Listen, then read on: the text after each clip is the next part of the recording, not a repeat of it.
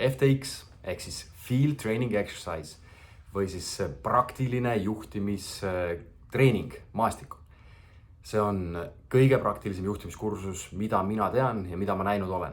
Ja see on tõesti, sõna otseses mõttes, te peate seal juhtima ja terve päev on otsest juhtimistegevust.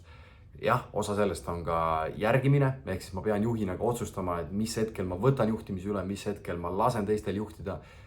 Ja see kõik on läbi militaarvaldkonna näidete. Me alustame päeva lühikese teoreetilise ülevaatega. Eriti kui on teooria osast paar nädalat juba möödas, on hea seda korrata.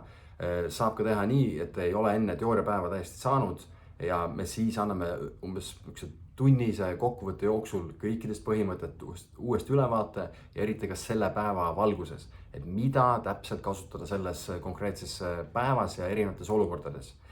Ja peale seda läheme kohe välja, me teeme teile relvadest tutvustuse, me kasutame laserrelvi, ehk siis mitte mingit ohtu kellelegi ei ole, keegi millegi päriselt pihta ei saa.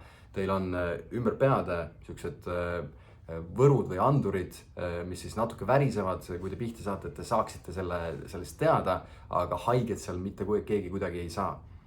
Peale seda me anname grupis, jagame ära rollid, anname teile ülesanded ja lähebki lahti. Te ise hakkate planeerima, te ise hakkate täitma selliseid lühikesi rünnaku või siis probleemi lahendamise ülesandeid. Kuidas te seda teete, on täiesti teie enda valik. Me seame mõned piirangud, aga üldiselt on see täiesti vaba mäng.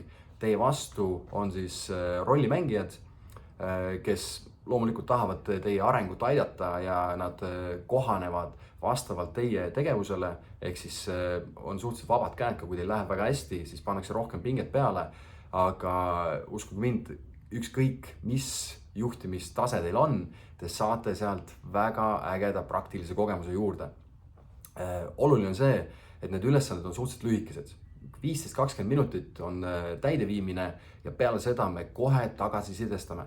Me kohe räägime läbi, mis läks hästi, mis läks halvasti, mis juhtimisvõtet ma seal kasutasin, mida ma oleks saanud teha teistmoodi, kuidas teised seda olukorda nägid, kas ma suutsin päriselt eemalduda sellest lahingust ja teha otsuse info põhjal, mis mul on, või ma ise keskendusin tulistamisele ja mis on põhiliselt tunnel nägemine siis või mikromanageerimine, eks ju. Ja kõiki neid asju arvesse võttes te õpite läbi kogu selle päeva.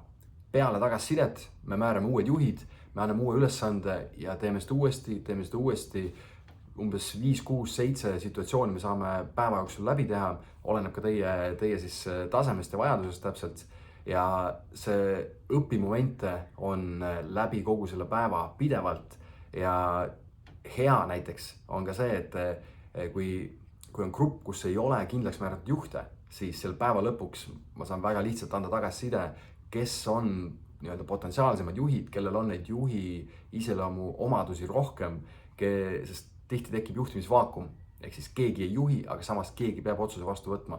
Ja natuke kõrgendatud ajastress, natuke kõrgendatud tegevus, millega te võib-olla ei ole kokku puutunud varem. Ja need kohe tulevad välja, kes võtab juhi rolli, kes ei võta, kes mida seal päeva jooksul teeb. Ja see on väga äge koolitus.